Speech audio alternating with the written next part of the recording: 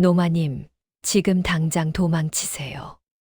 객주의 어린 필방 아이, 연희가 내 손바닥에 구겨 넣은 종이 쪽지 한 장.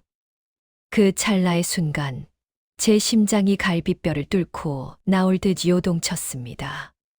며느리 설화는 바로 옆자리에 앉아 생글생글 웃고 있었고, 객주 문 밖에는 검은 갓을 깊게 눌러쓴 사내 둘이 매의 눈으로 나를 노려보고 있었지요. 70평생 한양 저자거리에서 떡을 쳐서 가문을 일으켰지만 이토록 피가 거꾸로 솟는 공포는 처음이었습니다. 뒷간에 다녀오겠다며 비상문으로 미친 듯이 뛰쳐나갔을 때 저는 알지 못했습니다. 그 쪽지 한 장이 제 목숨을 살릴 마지막 경고였다는 것을요. 안녕하세요. 저는 한양시장 통해서 30년째 떡을 빚어온 노파 순자네라고 합니다. 평생 남에게 해 끼치지 않고 성실하게 살아왔지요. 하지만 그날 객주에서 받은 쪽지 한 장이 제 운명을 송두리째 바꿔놓았습니다. 제 전 재산이나 다름없는 엽전 500냥과 가문의 보물들이 한순간에 연기처럼 사라질 뻔했으니까요. 아니, 그보다 끔찍한 건 제가 가장 믿었던 며느리가 제 목숨을 노리는 귀신이었다는 사실이었습니다. 이야기는 사흘 전 안개 자욱한 화요일 새벽부터 시작됩니다. 새벽 4시. 몸에 밴 습관으로 눈을 떴습니다. 30년 넘게 떡을 찌다 보니 새벽 공기만 맡아도 오늘 날씨를 압니다. 남편을 먼저 보내고 10년, 아들 상희와 며느리 설화는 저 멀리 기와집에 살고 있었지요. 며느리는 혼례를 올린 지 1년 내내 저에게 과할 정도로 잘했습니다. 어머님, 관절에 좋다는 녹용과 독초. 아니, 약초를 다려왔습니다. 식기 전에 드세요. 매일 아침 들러 방 청소를 하고 귀한 약재라며 탕약을 내밀었지요. 아들이 설화이를 만나 다시 웃는 걸 보며 저는 천복을 타고났다 생각했습니다. 그런데 일주일 전부터 무언가 이상했습니다. 며느리의 눈빛이 수시로 번뜩였고 자꾸만 객주에 가서 재산을 정리하자고 재촉하는 것이 아니겠습니까? 어머님, 사기꾼들이 기승을 부린답니다. 어머님 통장, 아니, 그 장부들을 제가 관리해 드릴게요. 금요일에 저랑 같이 객주에 가시죠. 며느리의 목소리는 부드러웠으나 제 팔을 잡은 그 소나기 힘은 마치 짐승의 발톱처럼 서늘했습니다. 저는 거절할 수 없는 압박감을 느꼈지요. 그래, 알겠다. 라고 대답하던 그 순간 제 손가락 끝바닥이 바르르 떨렸습니다. 인간이 어떻게 이토록 친절하면서도 소름 끼칠 수 있을까요? 살아야 했습니다. 70평생 떡매를 내리치며 굳은 살 박인 내 손목이 이토록 가늘게 떨려본 적은 없었어요. 입안에서는 비릿한 쇠맛이 맴돌고요. 등줄기에는 얼음장 같은 식은땀이 흘러내렸지요. 내 눈앞에 앉아 생긋 웃고 있는 저 여인. 내 아들의 처이자 1년 내내 내 발가락 사이사이까지 씻겨주던 효부 설화. 저 웃음 뒤에 나를 죽일 칼날이 숨겨져 있을 줄이야. 한양에서 가장 크다는 금성 객주였습니다. 사방에서 주판을 튕기는 소리와 상인들의 고함이 들끓었으나 내 귀에는 오직 내 심장이 갈비뼈를 때리는 쿵쿵 소리만 들렸어요.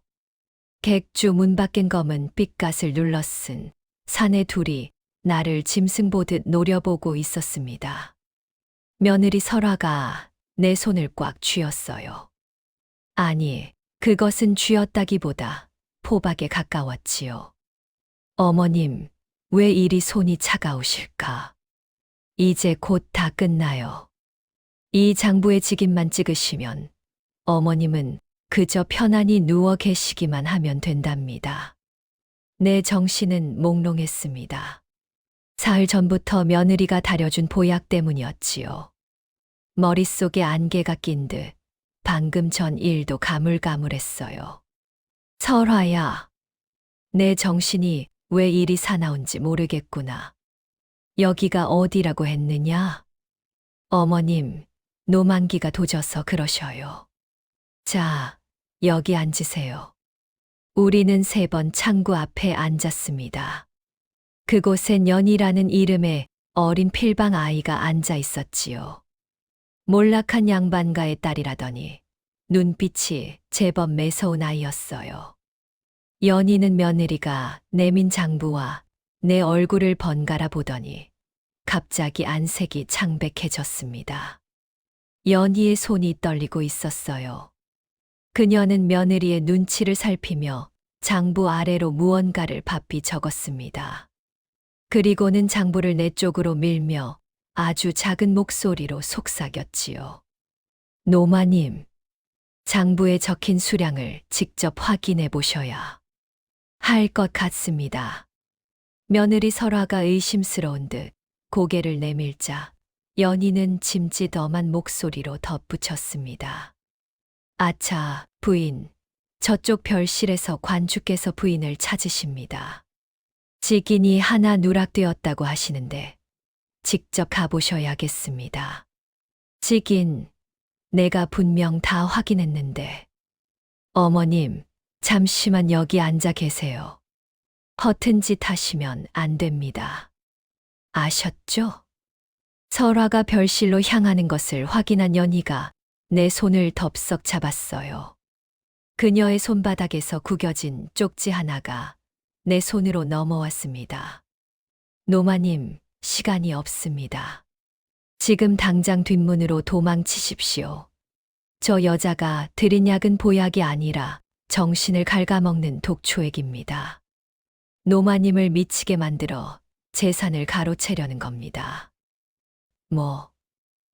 뭐라고? 내 며느리가. 그럴 리가. 제 어머니도 저 여자 손에 돌아가셨습니다.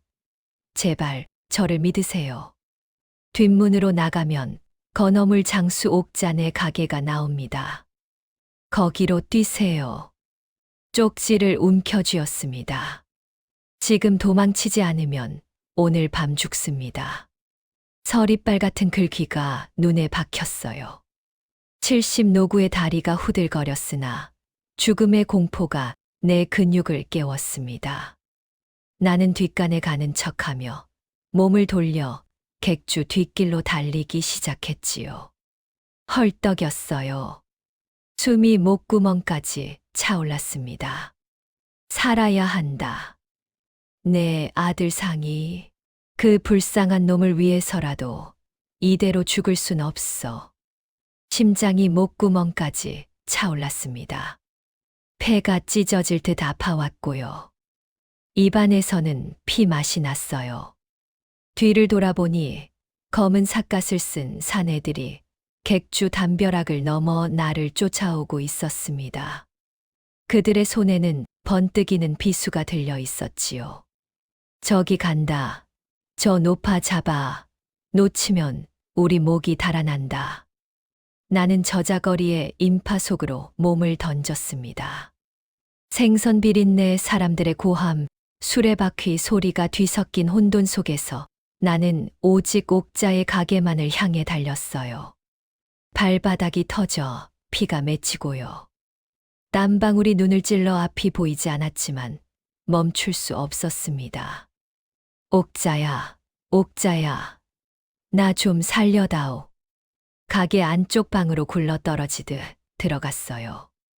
옥자가 비명을 지르며 나를 부축했습니다. 순정아, 이게 무슨 꼴이냐? 얼굴은 왜 이리 흑비치고 옷은 왜 다 찢어졌어?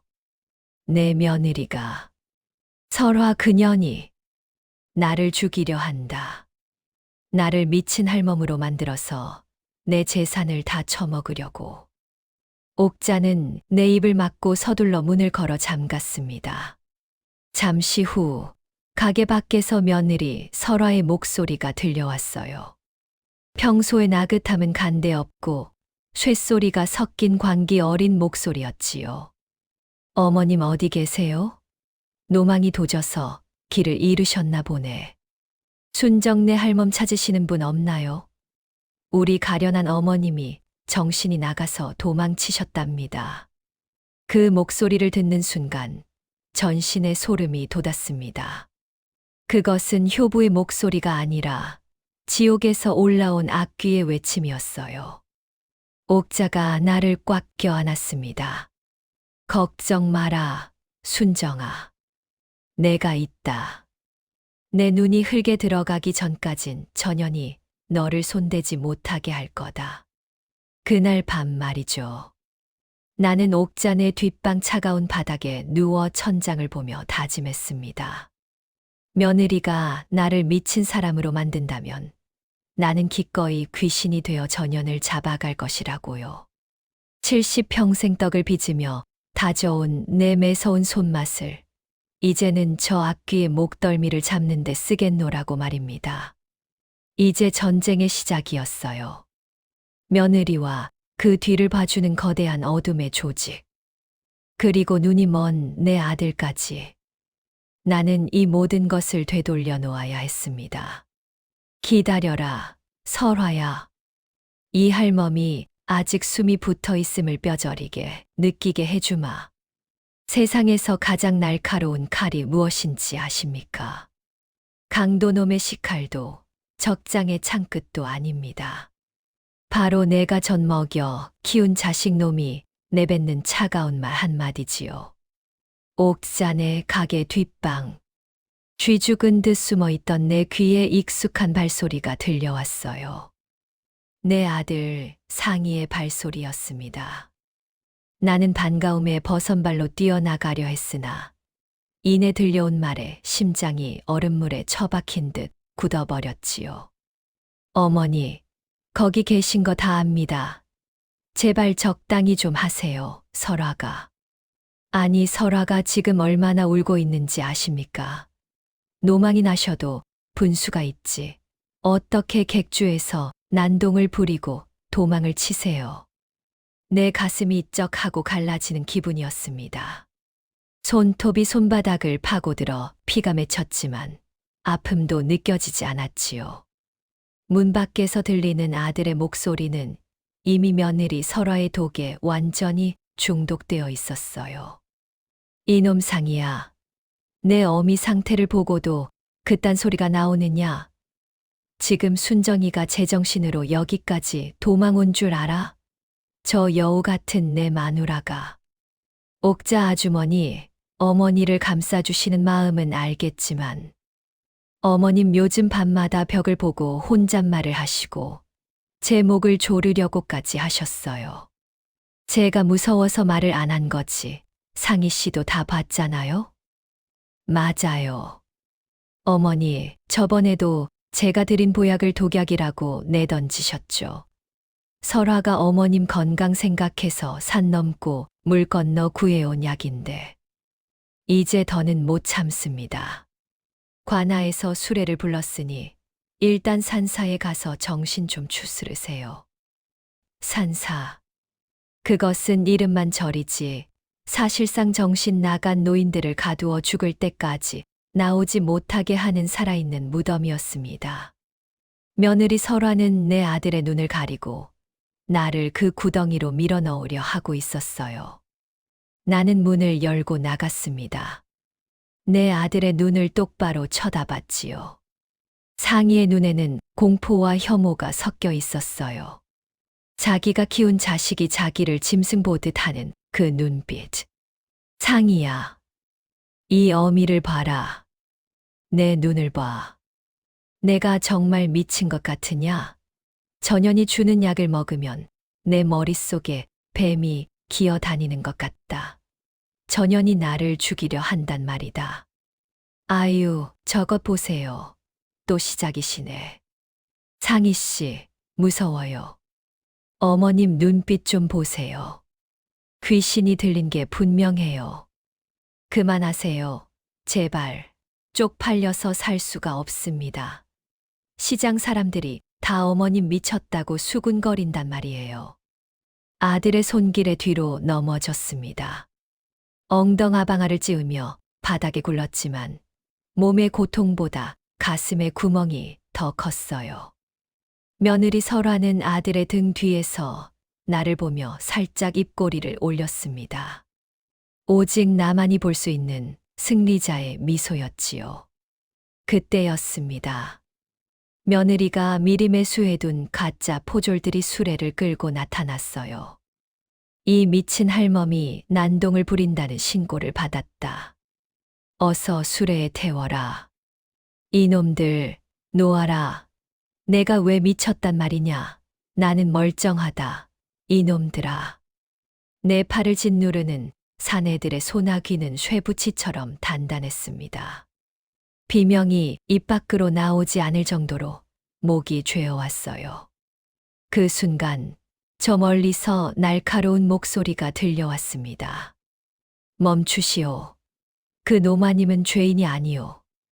객주의 필방 아이 연이었습니다.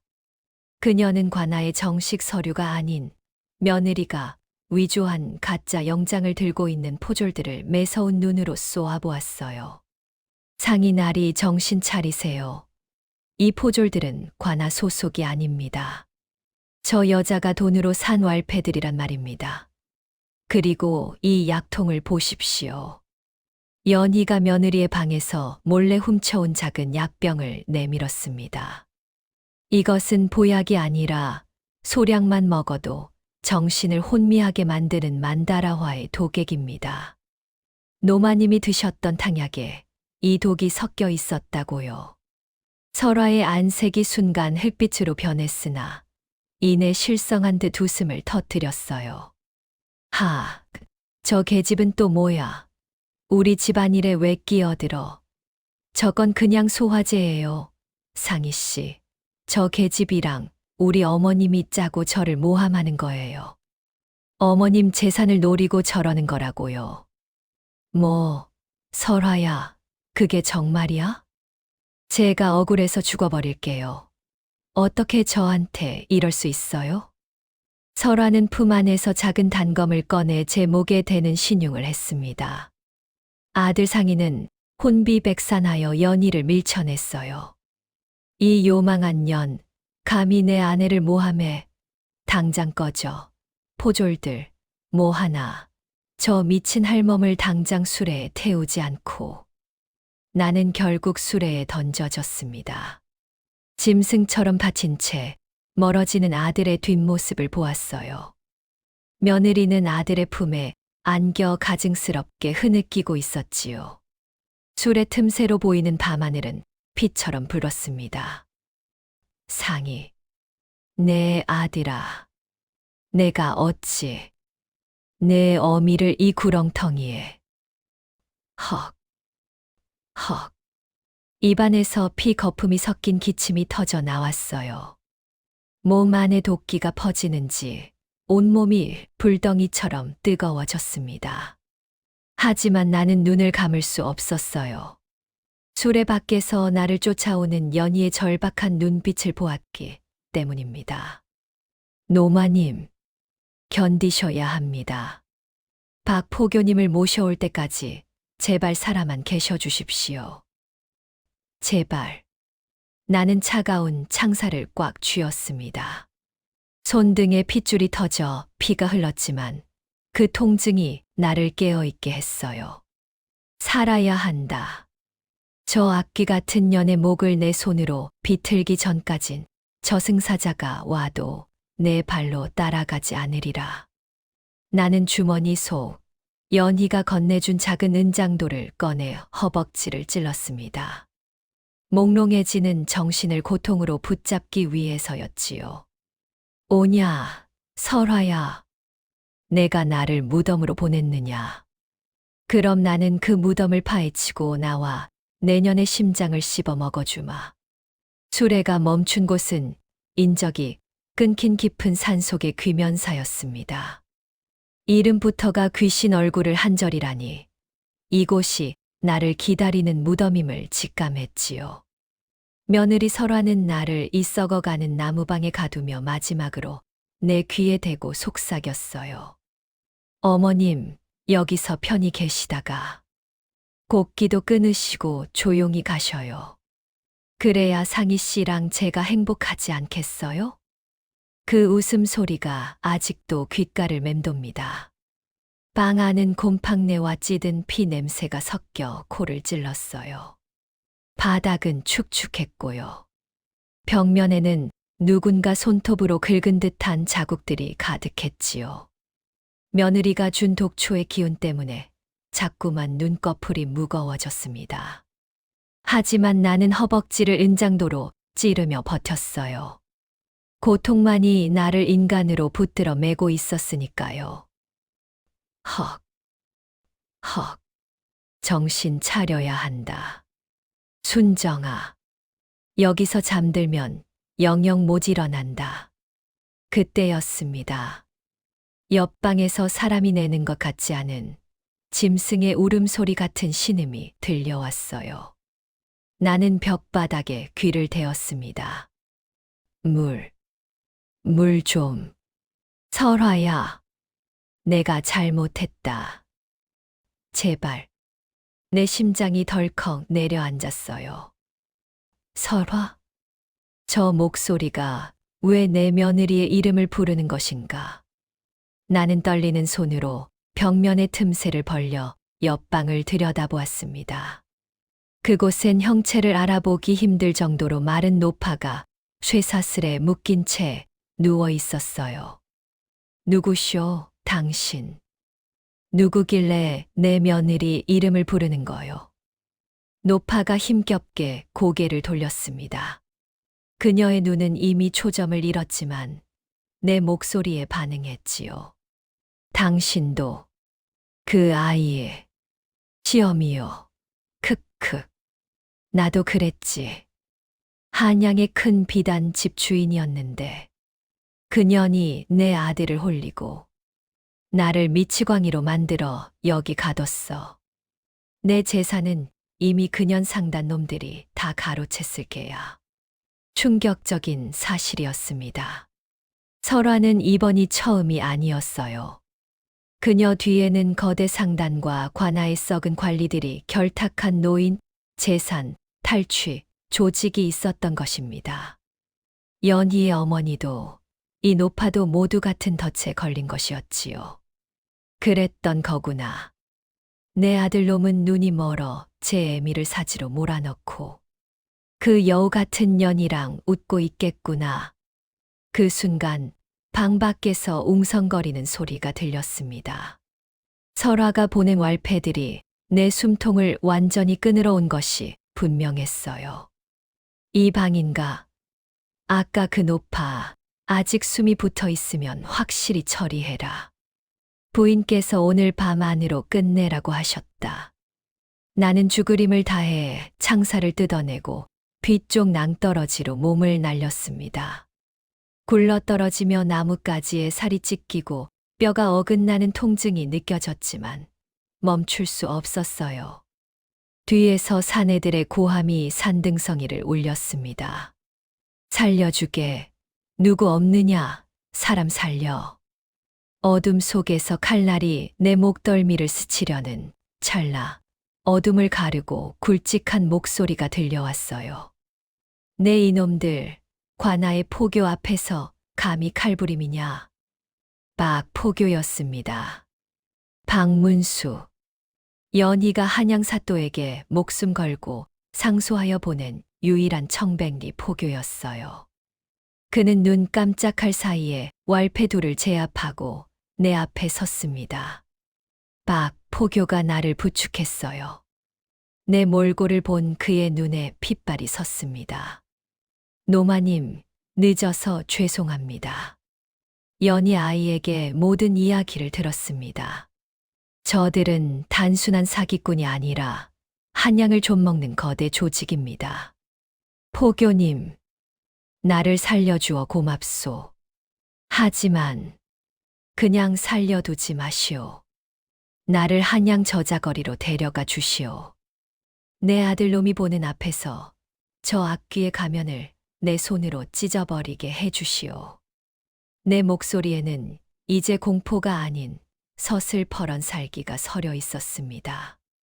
70년 평생 남의 눈에 피눈물 나게 한 적 없던 나였지만 지금 이 순간만큼은 저승사자보다 더 독한 마음이 들었지요. 같은 시각 내 집에서는 화려한 잔치가 벌어지고 있었습니다. 며느리 설화는 내가 죽은 줄로만 알고 아들 상이를 달래며 재산 양도 문서를 완성하려 하고 있었어요.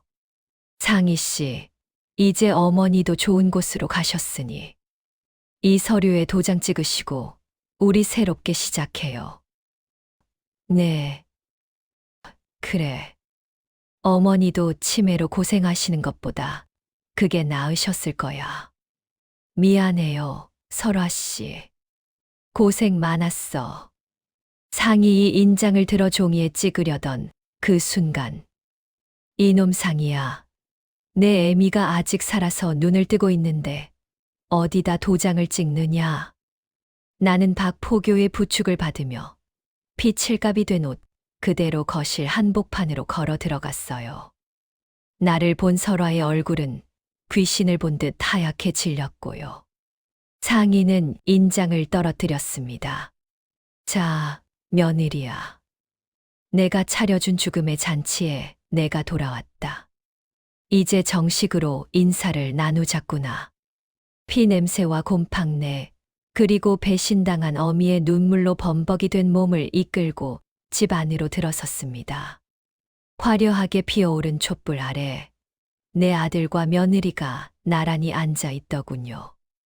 내 평생 읽어온 재산이 적힌 장부를 사이에 두고 말이에요. 내가 문을 박차고 들어선 순간 집 안의 공기는 얼어붙었고 촛불은 미친 듯이 일렁였습니다. 내 아들 상이는 손에 든 인장을 떨어뜨렸어요. 며느리 설화는 마치 지옥에서 돌아온 망자를 본 듯 눈동자가 파르르 떨리며 안색이 잿빛으로 변했지요. 나는 피 묻은 소매를 걷어붙이고 그들 앞에 섰습니다. 어머니, 어떻게? 분명 산사로 가셨다고. 상희 씨, 저것 보세요. 어머님이 결국 절에서 도망쳐 나오셨나 봐요. 저 몰골 좀 보세요. 사람의 몰골이 아니잖아요. 저러다 또 우리를 해치실지 몰라요. 오냐. 내가 사람의 몰골이 아니긴 하지.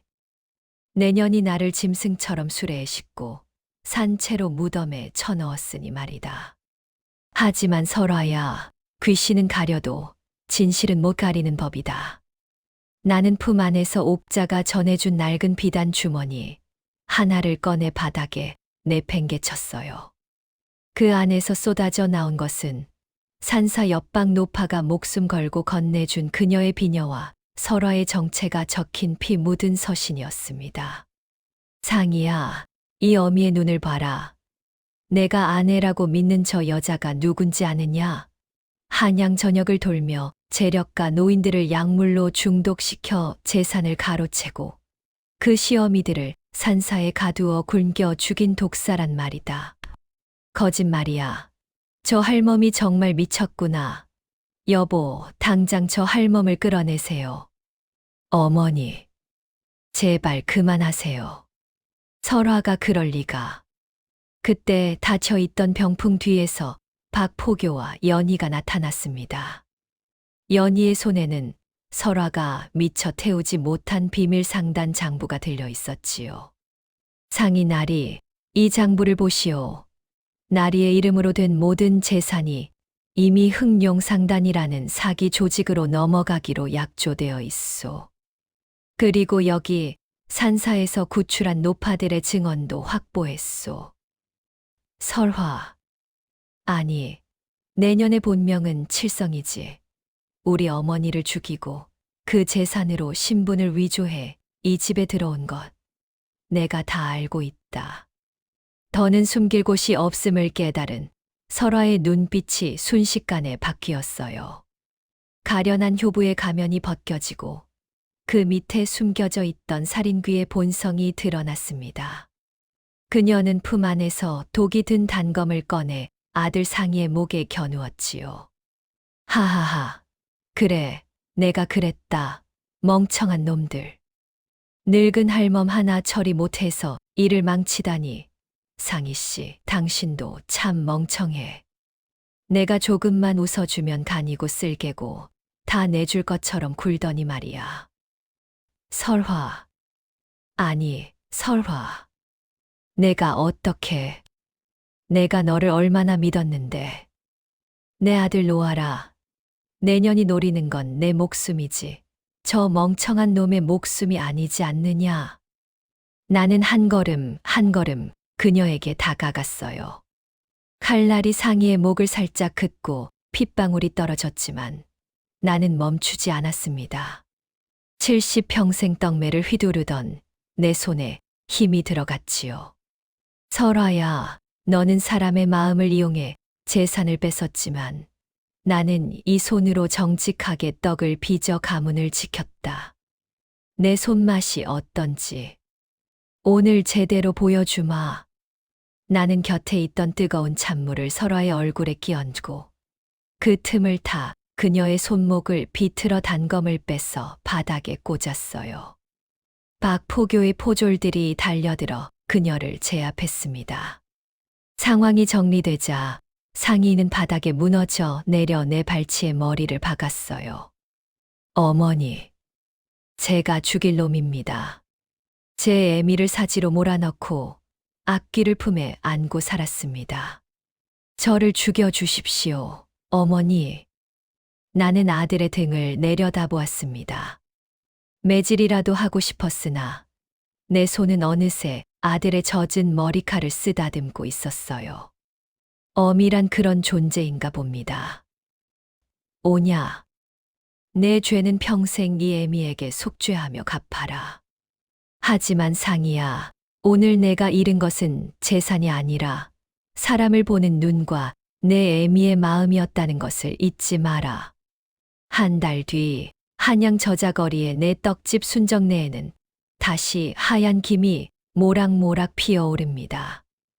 연희는 내 양딸이 되어 떡 만드는 법을 배우기 시작했고요. 옥자는 여전히 건어물을 들고 찾아와 수다를 떨지요. 며느리 설화와 그 조직원들은 관아에서 엄벌에 처해졌고 산사의 노파들도 가족의 품으로 돌아갔습니다. 나는 가끔 새벽 공기를 마시며 생각해요. 그날 연희가 건네준 쪽지 한 장이 없었다면 지금의 이 따뜻한 인절미도 없었겠지요. 세상살이 참 고달프고 무섭지요? 하지만 여러분, 기억하십시오. 악한 마음은 잠시는 사람을 속일 수 있어도 정직한 땀방울과 어미의 깊은 사랑은 결코 이길 수 없다는 것을요. 자, 오늘도 따뜻한 떡 하나 드시고 기운 내십시오. 이 할멈이 정성껏 빚었답니다.